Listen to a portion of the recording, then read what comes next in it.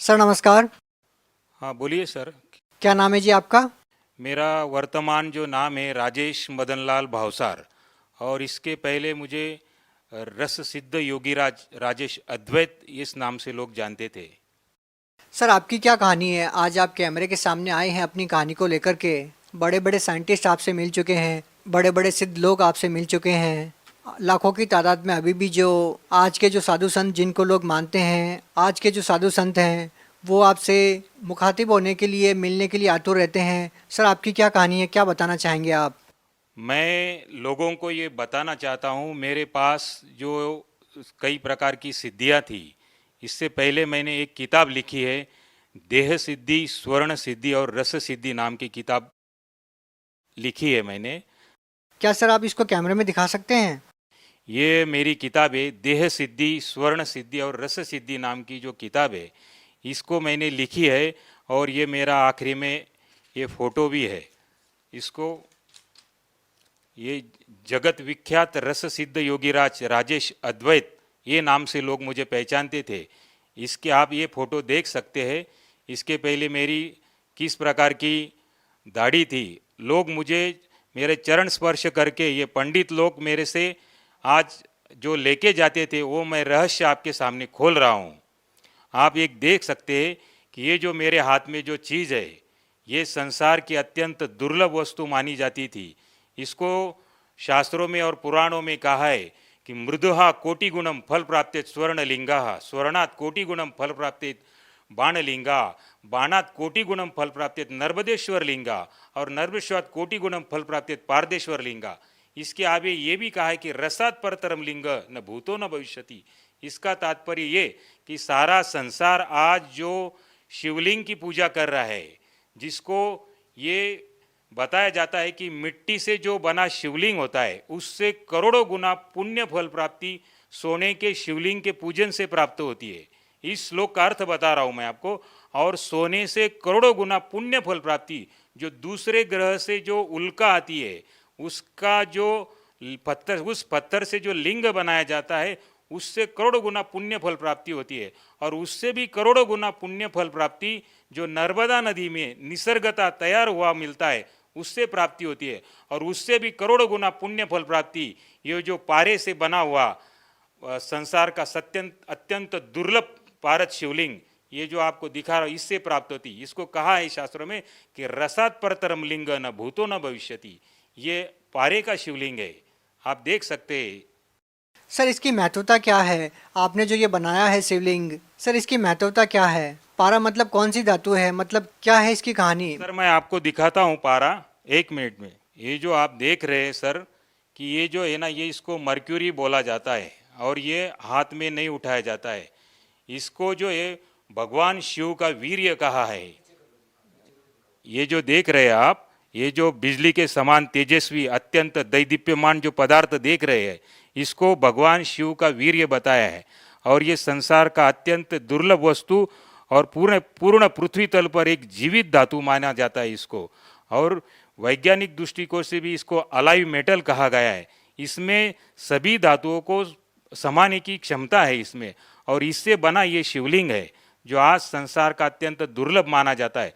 मगर जिस दिन से मैंने संत रामपाल जी महाराज की किताब पढ़ी, उसमें दिया है कि अंधश्रद्धा भक्ति खतरा ये जान, ये जो किताब पढ़ी उसमें पारस या अनेक शिवलिंग के बारे में जो बताया है, कि मैं भी इस प्रकार का पहले जानता था कि ये ब्रह्मा और माया का मिलन है, इस प्रकार मैं समझता था। यानी हम लोग पूजा किस चीज़ की कर रहे हैं और क्या चीज़ की पूजा करना चाहिए, इस प्रकार का ज्ञान संत रामपाल जी महाराज की किताब पढ़ने से मिला। और मैं इसको इसके माध्यम से अमर बनने की ख्वाहिश लेके बैठा था कि मैं अमर बन जाऊं, क्योंकि ये विज्ञान में आगे चल के इस प्रकार का भी समावेश किया गया है कि इससे व्यक्ति अमर बनता है। मगर ये बात तब मुझे गलत लगी कि मुझे ही डायबिटीज़ हो गया और मैं मलाई, घी, चावल ये खाने में असमर्थ था। तब मुझे आहत निकली मेरे अंदर से कि हे परमात्मा, तुम जहाँ भी कहीं बैठे हो तो मेरी अंदर की आवाज़ सुनो आप।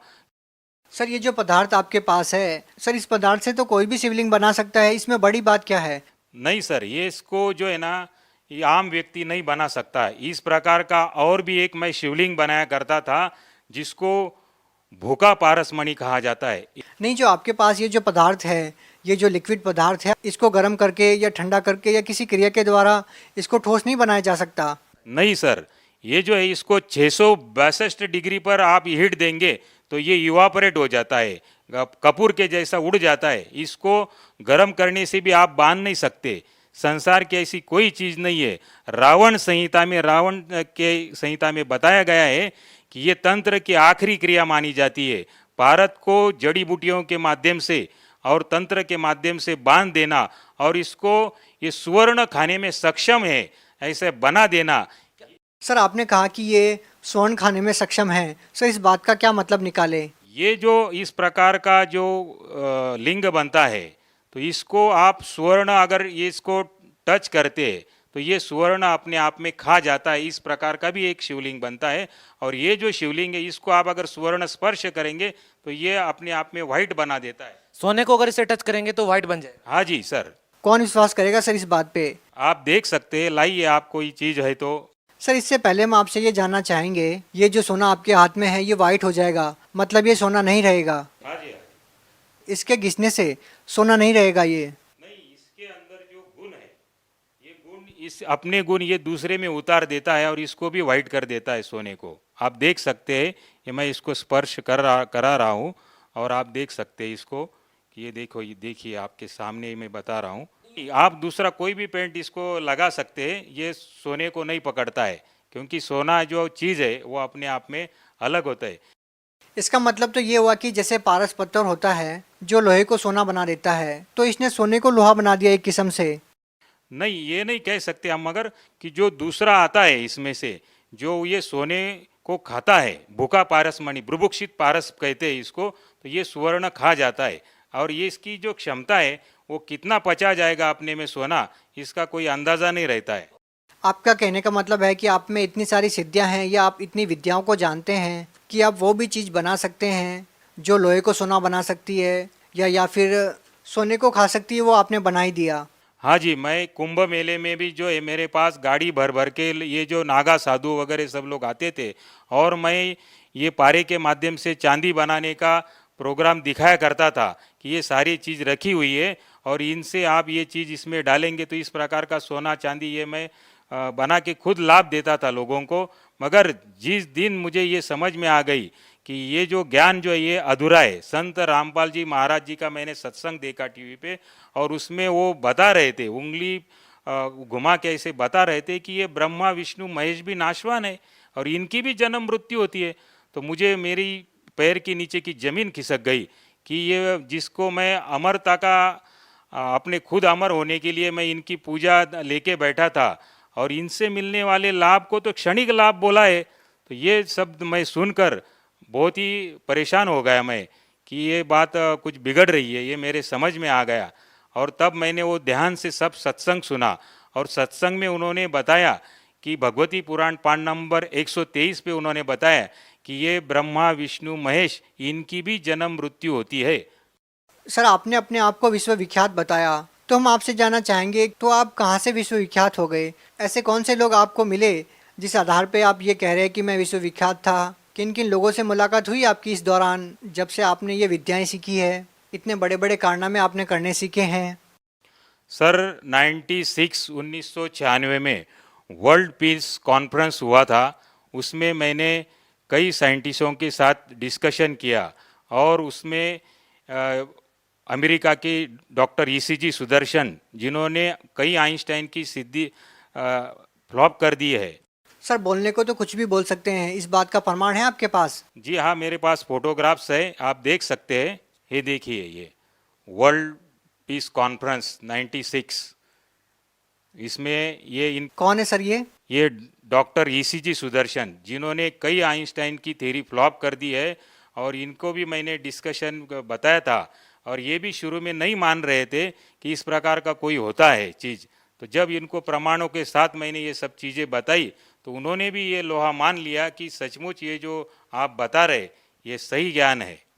इसके अलावा किन लोगों से आपकी मुलाकात हुई जिसके आधार पर हम ये मान सकें कि वास्तव में आप एक ऐसे महत्वपूर्ण व्यक्ति हैं जिस व्यक्ति पर विश्व के विख्यात लोगों ने भरोसा किया या आपसे मुलाकात करने के लिए वो लोग आतुर रहे कि आपने एक ऐसी बड़ी खोज की है या फिर जड़ी बूटियों के माध्यम से आपने एक ऐसा यंत्र बनाया है जिसको लोग सपने में भी नहीं सोच सकते कि ऐसा हो सकता है।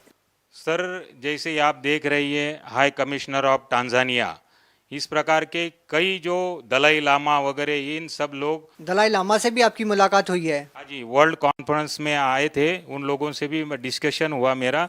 और जो ये किताब में बता रहा था उनको कि इस जो ज्ञान के ऊपर चर्चा कर रहा था, जैसे वो लोग नाथ संप्रदाय को सिद्ध मानते थे और उसमें क्या लिखी बात है वो उनको समझ में नहीं आती थी। उनको मैंने कहा कि मेरे पास ऐसा ऐसा ज्ञान मैं हिमालय में रह के सीख के आया हूँ, मैं 8 साल मैंने हिमालय में रहा हूँ और कई प्रकार का ज्ञान हस्तगत किया है, मगर उनको ये भरोसा नहीं होता था कि हमने पहले ही ज्ञानेश्वरी पढ़ रखी है, पीएचडी कर रखी है, आप क्या नया बताएंगे। तो मैंने उनको एक श्लोक बोला, तोरस मोरस गंधक पारा, जिन वीचे दीजे नाम सहारा, नाग मार नागिन को दे, गोरख कहे खप्पर भरी कंचन ले। इस दोहे का आप ट्रांसलेट करके बताइए तो मैं आपको मान लूँगा कि आपने पीएचडी की है। तो उनको वो बता नहीं सके, क्योंकि ये जो पूरी रासायनिक क्रिया है और केमिकली क्रिया है कि इसके माध्यम से, पारे के माध्यम से सोना बनाया जा सकता है। शॉर्टकट में इसके सारे रहस्यों को जब मैंने खोला तब उनकी बात समझ में आई, क्योंकि आखिरी में स्पष्ट रूप से कहा है कि गोरख कहे खप्पर भरी कंचन लीजिए। कंचन में स्वर्ण, जो मटके का आधा भाग होता है उसको खप्पर बोलते हैं। ओ, इस प्रकार का खप्पर भर के आप कंचन स्वर्ण बना सकते हैं, इस प्रकार की विधि उसमें छिपी थी। मगर इतना होने के बावजूद, ये सब होने के बावजूद भी मैं आपको बता रहा हूँ, समाज को बता रहा हूँ कि इस प्रकार के जो हम लोग शिवलिंग के ऊपर आश्रित हो गए, तो ये अपने आप में ये यूजलेस और इसका कोई मूल्य नहीं है अपने जीवन में, ये आप समझ लीजिए। क्योंकि इससे क्षणिक लाभ प्राप्त होता है, लाभ तो होता है मगर क्षणिक लाभ प्राप्त होता है। और इसकी इतना, जितने ये स्वामी है उतने मनुष्य की एक श्वास की कीमत संत रामपाल जी महाराज ने बताई है कि मानुष जन्म दुर्लभ है, ये मिले न बारंबार, जैसे तरुवर से पत्ता टूट गिरे बहुर न लगता डार। जब ये अपनी कीमत मुझे समझ में आ गई तो मैंने इस यूजलेस इन सब चीज़ों को मैंने छोड़ दिया। आज भी मेरे से लोग संपर्क करते हैं और जब मैं इनके बारे में चर्चा करता हूं तो लोगों की इच्छा होती है सीखने के लिए। मगर मैं सर, जिस चीज़ को आप ये कह रहे हैं कि ये इतना मूल्यवान वस्तु नहीं है जितना संत रामपाल जी महाराज जी ने मूल्यवान वस्तु आपको दी है, लेकिन एक समय था जब शिक्षा मंत्री आपके साथ खड़े होकर के फ़ोटो खिंचवा रहे हैं और आपको विश्वविख्यात मानते हुए आपकी जो साधना है, जो आपने सिद्धियों के द्वारा या जो आपने योग क्रियाओं के माध्यम से जो ये वस्तु आपने बनाई है, उसका महत्व समझते हुए वो शिक्षा मंत्री आपके साथ फ़ोटो खिंचवा रहे हैं, तो कहीं ना कहीं हम ये तो नहीं कह सकते कि ये अंधविश्वास है। जरूर आपने ऐसे किसी चीज़ की खोज की है जो अपने आप में एक महत्वपूर्ण है, लेकिन आज आप ये कह रहे हैं कि इससे भी महत्वपूर्ण चीज़ वो है जो संत रामपाल जी महाराज जी ने आपको दी है। तो क्या आप दर्शकों को ये भी दिखाना चाहेंगे कि शिक्षा मंत्री जी आपके साथ फ़ोटो खिंचवा रहे हैं और उस मुलाकात के क्या मायने निकलते हैं? सर, ये कौन है? ये जी सर अमरीश पटेल जी है, ये शिक्षा मंत्री है। और इस प्रकार का जो ज्ञान समेटे हुए मेरे पास कई लोग जो आते थे।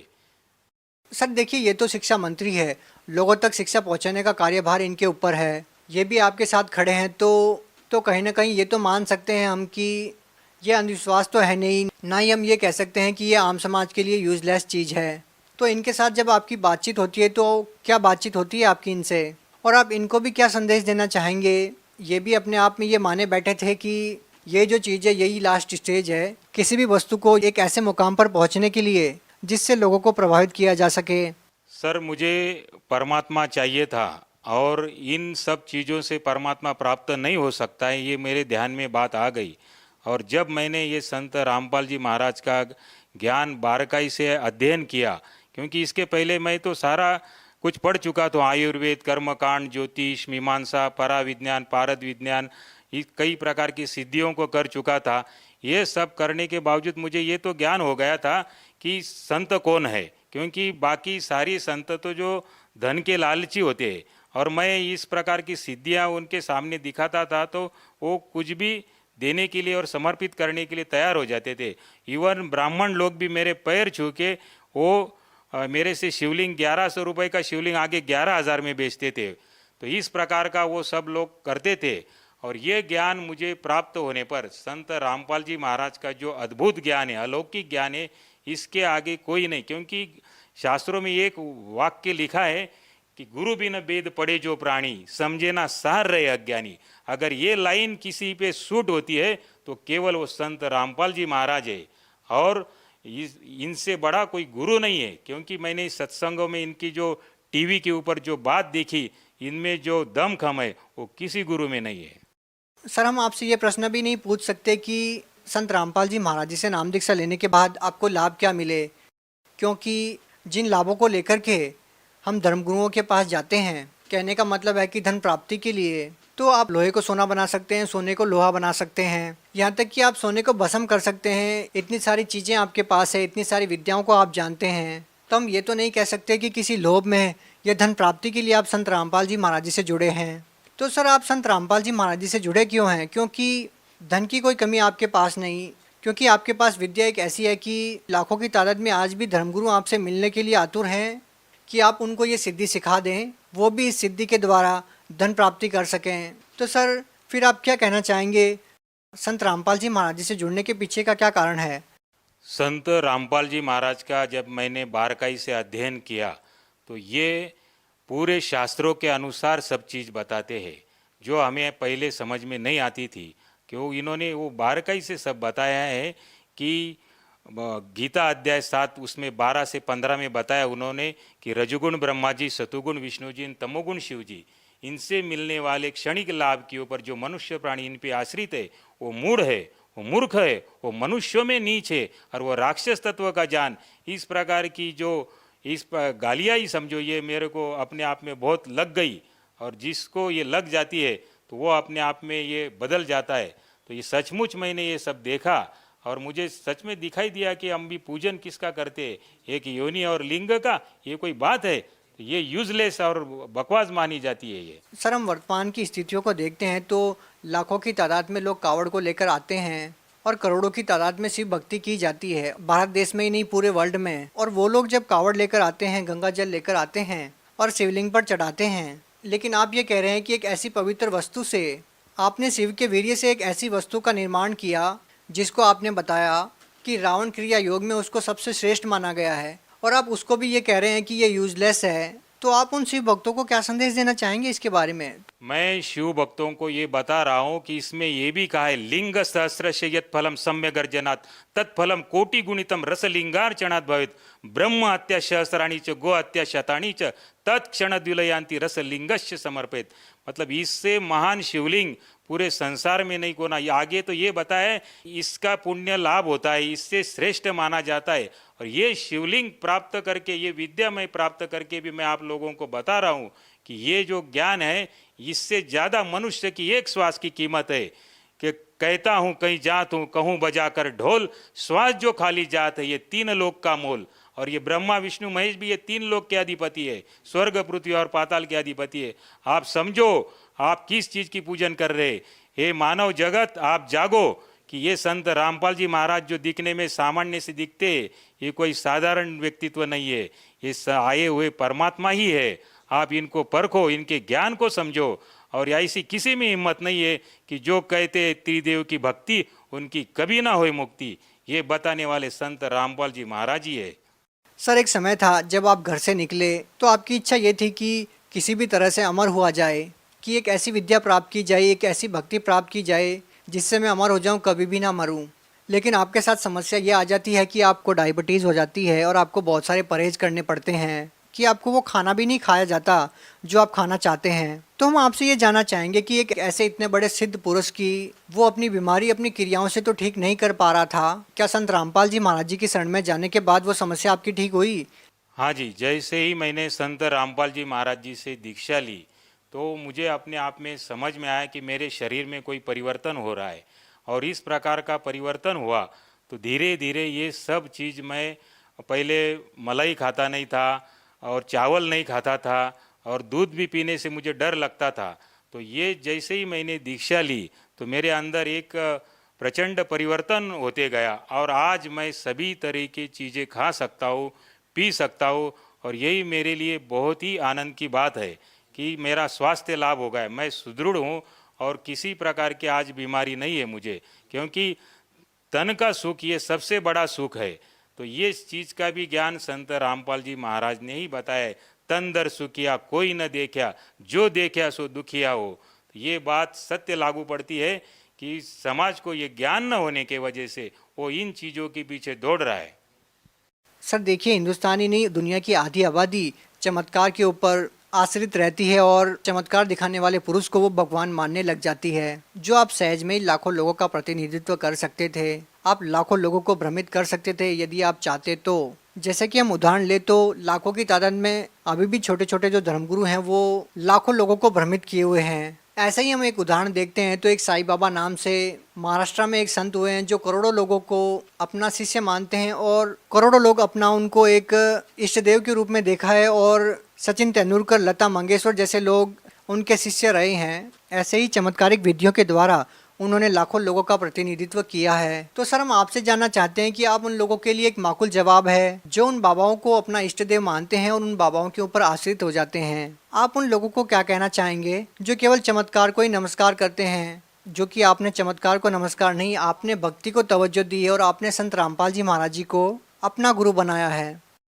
सर, संत रामपाल जी महाराज में जो बात है वो आज तक किसी धर्मगुरु ने ये बात दिखाई नहीं, क्योंकि उन्होंने जो भी बात बताई है पूरा भगवत गीता के अनुसार, वेद शास्त्रों के अनुसार, उसमें उन्होंने ये बताया कि कबीर देव ये भगवान है, ये सोम प्रभु है, अमर परमात्मा है। और जब ये बात भी मुझे लग गई, क्योंकि ब्रह्मा विष्णु महेश तो नाशवान है और ये अमर परमात्मा तो ये है, तो जब से मैंने ये बात सुनी, क्योंकि मेरे अंदर वो जिज्ञासा ही थी कि अमर बनने की जिज्ञासा, तो ये जिज्ञासा से लेकर मैं उन बातों की खोज करता गया और जो संत रामपाल जी महाराज ने जो बातें बताई है तो वो 100%, 1001% सत्य बात है और इससे बड़ी कोई बात नहीं दिखती मुझे। सर इसमें कोई संदेह नहीं है कि आपके अनुभव को सुनकर के लाखों की तादाद में लोग प्रभावित होंगे, लेकिन साथ में ही उनके जहन में सवाल ये भी आएगा कि जिस संत से आप जुड़े हैं वो अभी जेल में है, तो वो कैसे वो उस संत से नाम दीक्षा ले सकते हैं जो जेल में है? वो कैसे उन लोगों के जो कष्ट हैं, उनके जो दुख हैं वो दूर कर पाएंगे? इसमें संत रामपाल जी महाराज ने पूरे वर्ल्ड में हर डिस्ट्रिक्ट में उनके सेंटर है, जो नीचे जो पीली पट्टी आती है। सर सेंटर है वो ठीक है, लेकिन लोगों को ये विश्वास ही नहीं हो पाएगा कि जो संत खुद जेल में है वो दूसरे लोगों को राहत कैसे दे पाएंगे? ऐसा होता है कि जो संत होते हैं उनमें सिद्धि होती है और वो सिद्धि वाचा सिद्धि होती है। केवल स्पर्श मात्र से भी या शब्द मात्र से भी वो किसी प्रकार का भी कोई भी चीज़ का निर्माण कर सकते हैं। तो सर लोगों के जहन में सवाल ये भी तो आएगा कि वो बाहर क्यों नहीं आ जाते? ये एक तरीका होता है कि किस प्रकार क्या चीज़ करनी है वो संत ही समझ सकते हैं। बाहर आने का मतलब ये तो नहीं कि वो कुछ कार्य नहीं कर रहे, वो वहाँ बैठे बैठे ही सब कार्य कर सकते हैं। और तत्व ज्ञान के हिसाब से या दिव्य दृष्टि से अगर हम देखा जाए तो ये जिस ब्रह्मांड में हम लोग रह रहे, तो ये ब्रह्मांड ही हम त्रिगुणमयी माया से बंधा हुआ है और सभी हम लोग जेल में हैं और इस जेल से ही छुटवाने के लिए वो आए हैं। तो जो एक दृष्टि से अगर देखा जाएगा कि इनको जेल में रहते हुए भी जो आस्था इन पे बना लेगा और समझ लेगा, तो वो बूमरैंग करके वो चीज़ आती है तुम्हारे ऊपर और उस बूमरैंग के हिसाब से यहाँ से छूटने के लिए तुम्हें भी मदद मिलती है। सर आपने स्वर्ण भस्म यंत्र का निर्माण किया, आपने क्या आपने इसके अलावा भी कोई ऐसा यंत्र बनाया अपनी सिद्धियों के द्वारा, जो आपकी विद्या थी उनके द्वारा? हाँ जी सर, ये जो आज देख रहे पूरा सभी गुरु इस यंत्र के ऊपर अपना महत्व जमा लेते हैं।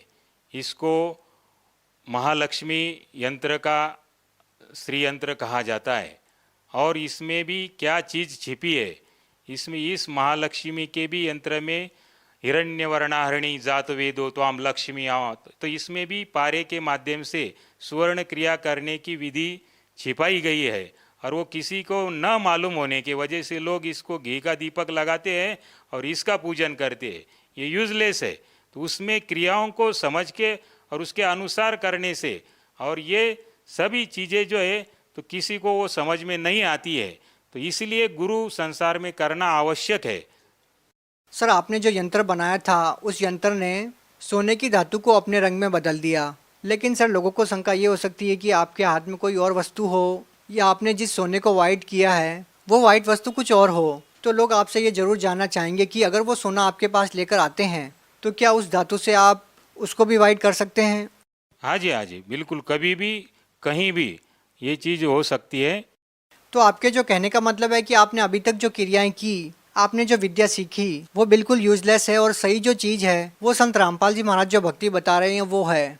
हाँ जी, बिल्कुल ये ऐसा ही है, क्योंकि संत रामपाल जी महाराज ने जो जो बातें बताई है आज तक संसार में किसी गुरु ने नहीं बताई है। उन्होंने गुरु ग्रंथ साहिब के अनुसार भी सिद्ध कर दिया कि हक्का कबीर करीम तू बे एब परवरदिगार, कि ये कबीर साहेब ये सोम परमात्मा है और ये अमर परमात्मा, यही परवरदिगार है।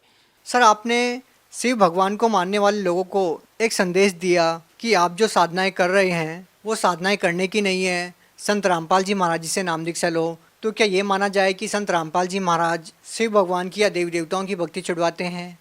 नहीं, संत रामपाल जी महाराज तो ये बताते हैं कि जैसे तहसीलदार साहेब है, कलेक्टर साहेब है, मंत्री साहेब है, मुख्यमंत्री साहेब है, प्रधानमंत्री साहेब है और राष्ट्रपति साहेब है, तो ये भी अपने स्तर के साहेब है। साहेब यानी स्वामी, प्रभु है ये। और तहसीलदार को अगर हम राष्ट्रपति कहेंगे तो ये बात गलत हो जाती है। वो इतना ही समझा रहे कि तुम तहसीलदार को तहसीलदार ही साहब बोलो। तो ये जो है ये अपने स्तर के प्रभु है, तीन लोक के अधिपति, तीन लोक के भगवान है। सर संत रामपाल जी महाराज जो है देवी देवताओं की भक्ति छुड़वाते नहीं है, तो ये तो उन देवी देवताओं के मंत्र प्रदान करते हैं जिससे ये देवी देवता भी किस प्रकार लाभ पहुंचा सकते हैं। लेकिन सर लोग मंत्र तो कर रहे हैं ना, ओम नमः शिवाय वगैरह, भक्ति तो कर ही रहे हैं। तो ये जो है ये मंत्र शास्त्र प्रमाणित नहीं है। संत रामपाल जी महाराज भगवत गीता खोल के बताते हैं कि उसमें तो केवल बताया मुझ माम ब्रह्म का केवल ओम एकाक्षरीति मंत्रम, उसमें बताया कि वो बताते हैं कि संत रामपाल जी महाराज बताते हैं कि ओम मंत्र इसमें बताया, फिर ओम नमः शिवाय कहाँ बताया है। तो आपके कहने का मतलब ये है कि संत रामपाल जी महाराज जी देवी देवताओं के जो मंत्र बताते हैं वो शास्त्रों के अनुसार है और उन्हीं मंत्रों को करने से देवी देवता लाभ दे सकते हैं। जी हाँ, बिल्कुल, संत रामपाल जी महाराज जो बता रहे उन्हीं के अनुसार भक्ति करने से ही लाभ होगा। अंत में सर आप भगत समाज को क्या संदेश देना चाहेंगे? मैं समाज को ये प्रार्थना कर रहा हूँ, हृदय से प्रार्थना कर रहा हूँ कि आप इन चीज़ों के पीछे ना दौड़े, ये शिवलिंग के पीछे ना दौड़े, क्योंकि इससे संसार की श्रेष्ठतम वस्तुएं मैंने निर्माण कर रखी थी और इसके ऊपर कोई चीज़ नहीं है। और इसके बावजूद मैं आपको बता रहा हूँ कि इतनी कीमत, उससे ज़्यादा कीमत तो मनुष्य के एक श्वास की है। और ये फिजूल में इन चीज़ों के पीछे दौड़ने से अपना अमर शरीर प्राप्त करने के लिए, मोक्ष प्राप्त करने के लिए अगर कोई चीज़ करना चाहते हैं तो केवल संत रामपाल जी महाराज जिनका आप सत्संग देखो, रोज़ साधना टीवी पे 7:30 बजे आता है, आप ये सत्संग को रोज़ देखो और नीचे जो पीली पट्टी आती है उसके ऊपर नंबर डायल करके आप वहाँ पे संदेशा भेजो। आपको कोई किताब चाहिए या नामदान लेना है तो सभी चीज़ें का डायरेक्शन आपको वहाँ से प्राप्त हो जाएगा। जी धन्यवाद।